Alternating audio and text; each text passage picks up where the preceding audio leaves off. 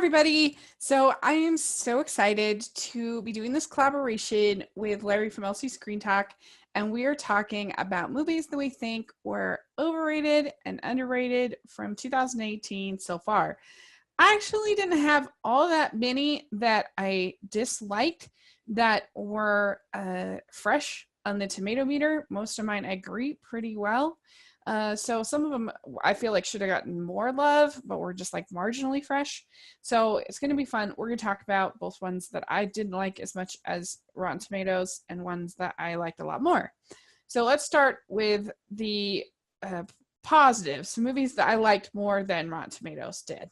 Start off with Book Club. Book Club has a 53% on Rotten Tomatoes, and I really enjoyed it. I thought it was really funny. I thought these women had great chemistry. I thought that for the most part, their individual romances were charming and fun. I really loved Andy Garcia. I thought he was so swoon-worthy and really nice with Diane Keaton. There's definitely some things that I get. There is some green screen that looks terrible, but it's not really a movie I'm going to for special effects, so I don't really care about that.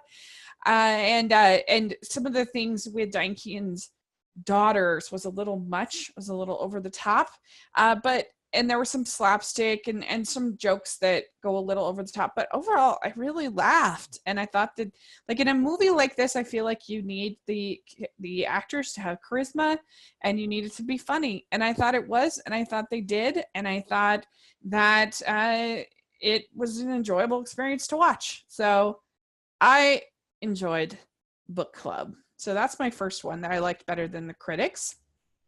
Next one that I liked better than the critics is I Feel Pretty. I feel like this movie is a callback to the kinds of movies that we used to get from Penny Marshall in the 90s. Something like Big, or I don't know, even Flirty, for even 13 Going on 30. Just really charming, sweet movies, usually involving some kind of magic in some way. I love those I love Freaky Friday. Obviously, like, Your Name is the ultimate example of it done amazing, but I love Body Switching. I love those kinds of stories, and I felt like this was sort of an homage to that kind of storytelling, and I thought it was sweet and funny, and I think people took it way too seriously. And I do agree that they shouldn't have had her working at a modeling agency, especially when her final pitch is sort of the inspirational moment is part of advertising. That creates a weirdness. But I thought that her and her boyfriend were super cute, and I liked the fact that she didn't end up cheating on him with the guy from The Office or whatever. I thought that Michelle Williams was really sweet and funny. Overall, I just thought it was charming, and I think people took it way too seriously, and I enjoyed it. So one that I liked more than the critics was Rampage. Now, Rampage, I think, Rampage has a 52% on Rotten Tomatoes, and I think that I can understand why, because it's really stupid movie, but I think it did a lot of things right that, for instance, Jurassic World Fallen Kingdom, some of these other disaster movies, even Kong Skull Island, I think it did things right that those movies don't do. First of all, it had a pretty meaningful relationship between The Rock and the gorilla that I thought worked. And I thought that all of the main protagonists were charming and fun. Of course, The Rock is just charisma to no end. And I thought that it gave me something new. I thought that these big, giant creatures fighting and attacking each other was sort of fresh. It wasn't like exactly the same as a million other Jurassic movies, or like there was a little bit of creativity. I thought there were some really creepy, like, fun scenes, like when the one character, the wolf, is first there, and you literally just see like the human, and then there's just like teeth. I thought it was really cool, and the movie's not too long, so it doesn't wear out its welcome. Like, it was a million times better than Pacific Rim Uprising, which every character in that movie was irritating and annoying. The big problem with this movie is these villain characters played by Malin Ackerman is one of them. They were so awful. I hated them. They almost ruined the movie, but I don't know, I still just enjoyed it enough that I liked it. I thought it was a good movie, and so I think it deserves to be fresh. It had some heart, it had some fresh visuals that I haven't seen before, and it was what you want in this kind of a movie, in my opinion. Another movie that I think deserved more love was The Commuter. This starred Liam Neeson, and maybe I was helped by the fact that I haven't seen that many of these Liam Neeson action movies. I've never seen Taken, I've never seen The Grey, I've never seen a lot of these ones that other people have seen. I haven't seen, but I thought this was really well done. I thought that it was really tightly executed. I thought it had some genuine surprises. I thought it was well acted. I thought that the fighting was pretty fun. I thought I thought the camera work showed some like visual flair and interesting shots the way it was done. Overall, I was really entertained by it. I thought it was a tight, entertaining little thriller. And so, yeah, I'm not sure. I guess maybe people are just getting a little tired of this, but because I haven't seen, I enjoyed it. The Commuter has a 57% rotten on Rotten Tomatoes. The last one that I think I liked more than the average person is the movie Tag. I think it hurt by the fact that it was not on the same level as Game Night. It was not as funny. It was not as well written. But I still thought that these guys had like a really nice chemistry to them. And I thought that there were enough laughs that really worked for me to be entertained. I think you know what you're sitting down when you go watch a movie like Tag, and I think it pretty much delivered. I mean, it was very raunchy, and it was kind of repetitive in the jokes, but I thought it was an entertaining comedy, and so I'd recommend going to see it. So, and Tag is at 55% on Rotten Tomatoes.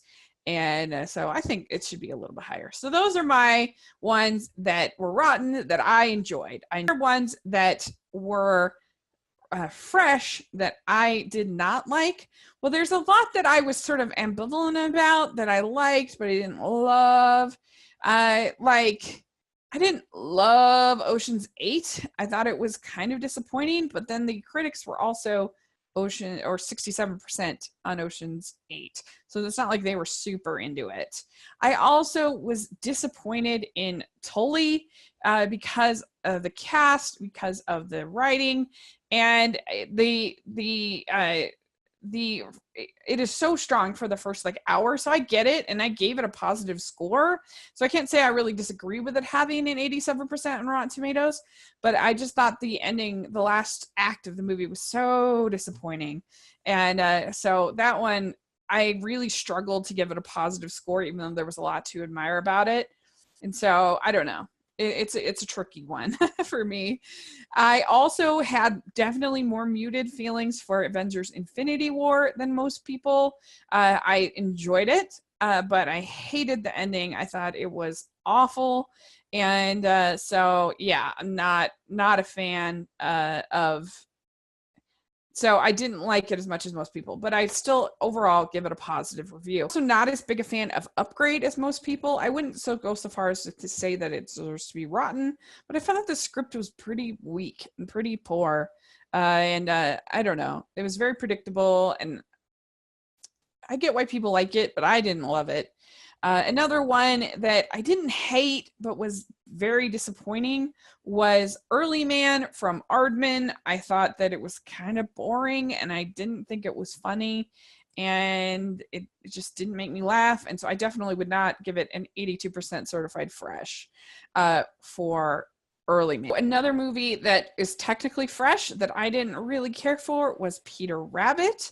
I just thought that it was all over the place story-wise, and I felt like sometimes Peter is the protagonist, sometimes he's the antagonist. It did have more laughs than I expected, but I just overall didn't enjoy it. And so I think that, I mean, it's a mild 62%, but it's one that I would disagree with critics. Also, there's a movie called The Party, which is it's an indie film that I talked about with Orla about in our podcast about indie films of 2018. She loved it. I didn't get it. I didn't think it was funny.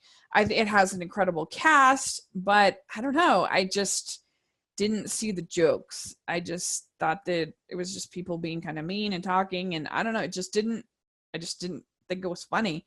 So I can see why other people would think it was funny if you like that kind of thing, but it has an 81% on Rotten Tomatoes. It wasn't for me. It was very pedantic and just not very good. And another one that I didn't like, the critics liked, is a movie called Journey's End, which is a war movie. So it's always hard to dislike a war movie. But I just thought that this movie was so boring. They spend so much time talking about rations. I mean, I've never seen a war movie that talked so much time about what they're eating, and it just wasn't interesting to me. I mean, I guess there's some like deep second meaning about rations, but I was just like, oh, I admire the people that served, and but I did not enjoy the film. I'm sorry. But so Journey's End, it's a 92% on Rotten Tomatoes. I did not care for it. Movie I did not care for that I saw at Sundance is called Nancy. It's at an 81% on Rotten Tomatoes.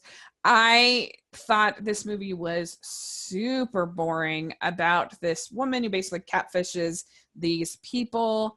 And I don't know, I just didn't feel like I really learned anything or it had anything to say. It has a nice performance from Andrea Riseborough, but it just wasn't for me. I just thought it was very slow. The movie I did not care for that has a high Rotten Tomatoes score is the movie Annihilation. It has 87% on Rotten Tomatoes.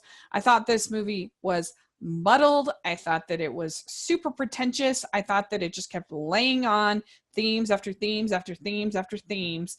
And at the heart, it's really just like a creature scares movie, but it's like trying to be all deep and but it couldn't decide what it's being deep about. And so it just felt frustrating. And I don't know. I did not like any of the characters. I did not like it was boring. I thought it was a very mediocre film with aspirations of greatness, which can be the most frustrating of all.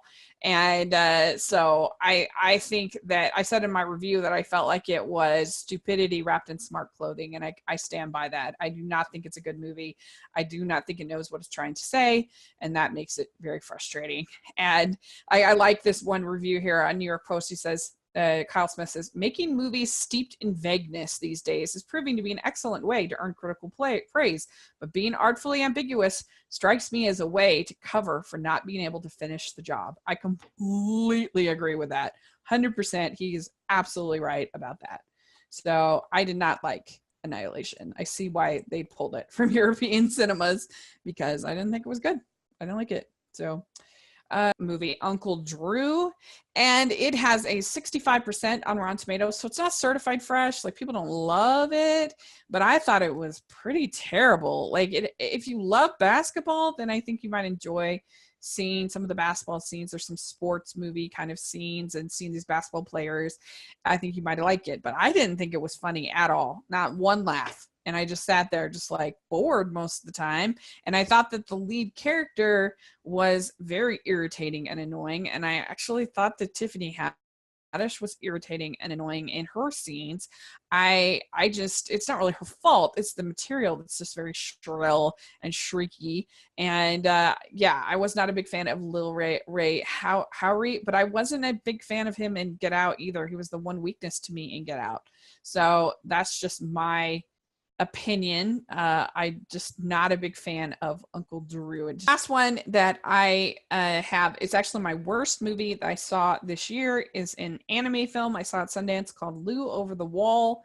I really didn't like this movie, and I wanted to because I love anime and I love supporting independent animated films. This movie has a 76% on Rotten Tomatoes, and I can understand why, because it is very visually inventive, but it's very spastic. Like, I just felt like the director was just flinging stuff at the screen to the point of actually making me nauseated. I felt sick after I watched it. And the story makes absolutely no sense. And the only parts that do make a little bit of sense feel like a ripoff of Miyazaki's Ponyo. And I just didn't enjoy it at all. Like if a movie literally makes me almost throw up, then that's a huge problem. And it's like boring at spots. It's just like really unpleasant, I think, to watch. So there you go. My thoughts on Over Under. Make sure you go check out on Larry's channel. His channel, we've become pretty good friends over at LCScreentalk. So check out his over unders for this year and let me know what you think of that. I'll put a link down to his channel in the description section. And thanks so much. And please subscribe to my channel. I'll talk to you later. Bye.